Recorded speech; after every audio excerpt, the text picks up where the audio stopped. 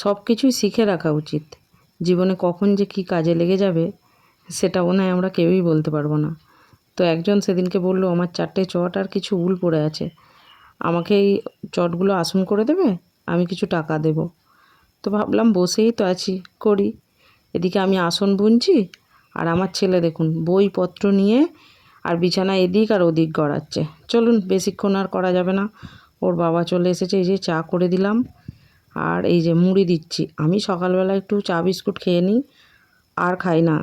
এই যে মুড়িটা যেটা মাখছি ওটা ছেলের, আর ওর বাবাকে দিয়েছি। ওর বাবা আবার আধখানা চপ আমাকে ভেঙে দিয়ে দিল, বললো মুড়ি নাই বা খেলে, তেলে ভাজাটাই খাও একটু। আর এই যে স্নান করে ভিজে গামছাটা ফেলে রেখেছিল, ওটাকে একটু রোদ্দুরে দিয়ে দিলাম। আর এদের বাবা ছেলে দুজনেরই খুব বাজে অভ্যাস, দুজনেই আসবে আর সাইকেলগুলোকে এই রোদ্দুরে দাঁড় করিয়ে রেখে দেবে। সরাবে কে? এই তো আমি আছি, আমি আবার কে? যাই হোক, ওর আবার নাইট ডিউটি আছে, ও শুয়ে পড়লো খেয়ে দেয়ে। আর আমি এদিকে তাড়াতাড়ি করে রান্না সেরে নিই। রান্নাটা না করলে আবার তো খেয়ে বেরোবে, অনেকটা দূর জার্নি করে যেতে হয়, প্রায় 3 ঘন্টা রাস্তা।